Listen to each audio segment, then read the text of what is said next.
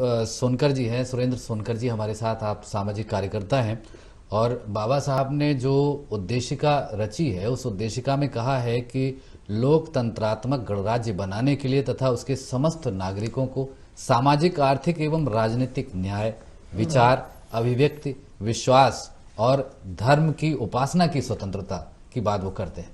तो यहाँ पर जो विचार, अभिव्यक्ति, विश्वास, धर्म और उपासना की स्वतंत्रता है, इसको कैसे समझाना चाहेंगे आप हमारे दर्शकों को? इसका सबसे बड़ा उदाहरण है, मैं यहाँ बैठा हुआ हूँ जी।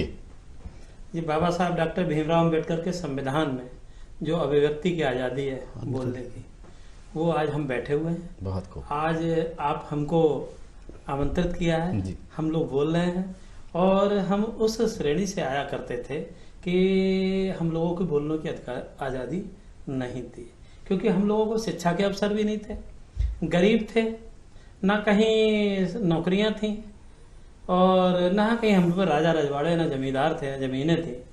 तो यही समानता बाबा साहब डॉक्टर भीमराव अम्बेडकर ने एक गरीब व्यक्ति को भी, कमजोर व्यक्ति भी अपनी बात कह सके, लोकतंत्र, उसी को तो लोकतंत्र कहा गया। अब जब प्रजातंत्र था, राजा बैठा होता था, राजा अपने नियम लागू करते थे तो प्रजा अपनी बात नहीं कह पाती थी, जो राजा ने कह दिया वो मानना है जी। आज लोकतंत्र है, आज राजा की जगह हम प्रधानमंत्री या मुख्यमंत्री या एमएलए प्रधान चुनते हैं हमारे वोट से, एक आम व्यक्ति के वोट से, और वोट का अधिकार बराबर। यही समानता तो है।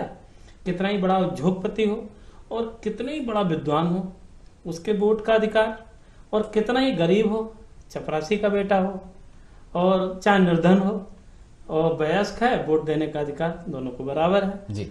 और यही लोकतांत्रिक प्रणाली है कि जनता को लगता है कि हाँ, ये सरकारें जो हमने जनता को चुनी हुई सरकार हमारे हित में या देश के हित में काम सही कर रही है, व्यक्ति पुनः चुनता है।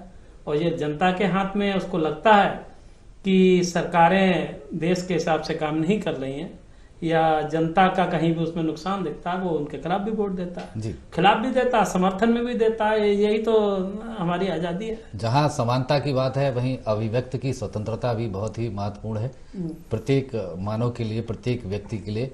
क्योंकि हमारे बगल में मनोज कुमार सिंह जी यहाँ प्राध्यापक हैं और बाबा साहेब भीमराव अम्बेडकर ने समान शिक्षा की बात की, शिक्षा के अधिकार की बात की, फिर वो चाहे अमीर हो, गरीब हो, महिला हो, पुरुष हो, सभी को समान रूप से शिक्षा देने की बात कही थी। क्या स्वप्न था बाबा साहेब का? क्या हम उस स्वप्न के आसपास कहीं पहुंचने का प्रयास कर पा रहे हैं? जी, बहुत अच्छा सवाल है आपका। शिक्षा, भारत में शिक्षा प्रणाली जो है वो ज़्यादा बेहतर नहीं थी जब हम आज़ाद हुए। भारत में ना तो प्राथमिक शिक्षा बेहतर थी, ना ही उच्च शिक्षा बेहतर थी। हमारे यहाँ से जो कुछ अमीर व्यक्ति थे वो विदेशों में पढ़ने के लिए जाते थे। बाबा साहब ने स्वयं जो अपनी शिक्षा है उसका अधिकांश अपनी एमए जो है लंदन स्कूल ऑफ इकोनॉमिक्स से किया है जी। और कोलंबिया यूनिवर्सिटी में भी पढ़ने गए यूएस में। उन्होंने विदेशी डिग्री जो थी, जो यहाँ पे पढ़ाई नहीं होती थी, वो उन्होंने बाहर से पूरी की।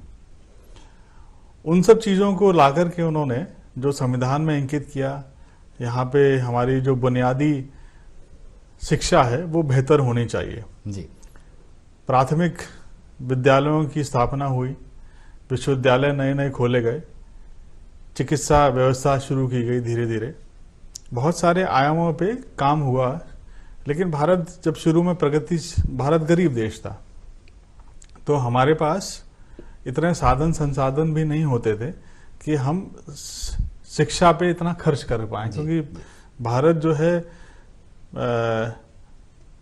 खाने पीने की चीज़ों को भी भारत को बाहर से, विदेशों से लेना पड़ता था। तो ऐसी व्यवस्था में शिक्षा पे ध्यान जो है शुरुआती दिनों में नहीं हो पाया। लेकिन जो विद्यालय, प्राथमिक विद्यालय और क्या कहते हैं तकनीकी शिक्षक संस्थान, चिकित्सा संस्थान खोले गए, धीरे धीरे प्रगति की। लेकिन अभी इसमें बहुत ज़्यादा आवश्यकता है।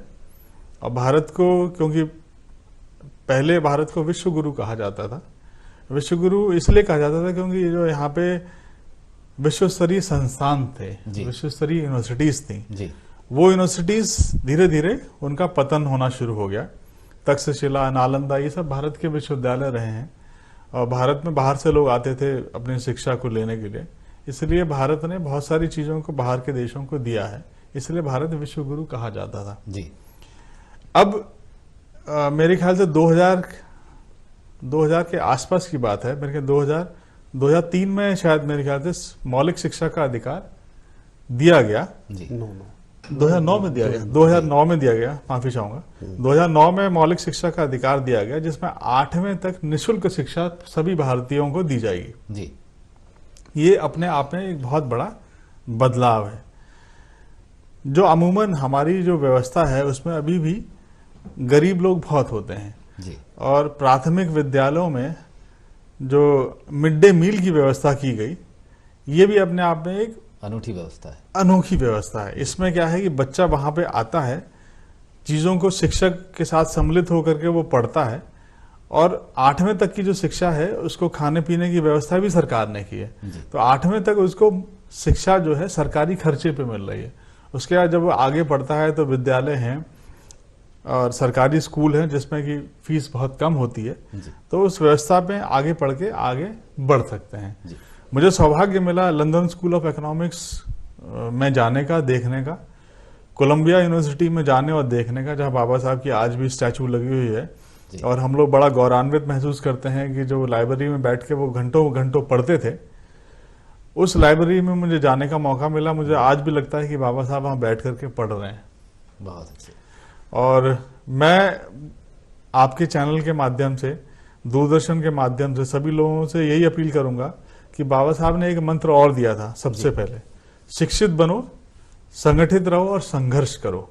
तो सबसे पहले शिक्षा की बात उन्होंने की है। मुझे लगता है कि सभी लोगों को शिक्षित होना चाहिए, सामाजिक रूप से, आर्थिक रूप से तो शिक्षित होंगे ही, स्वावलंबी भी होंगे, लेकिन जब तक शिक्षा हासिल नहीं करेंगे आप बहुत सारी चीज़ों को, संविधान के जो मेन मसौदा है उसको आप पूरी तरीके से लागू नहीं कर पाएंगे। बिल्कुल, शिक्षा विकास की कुंजी कही जाती है और व्यक्ति की पूंजी कही जाती है।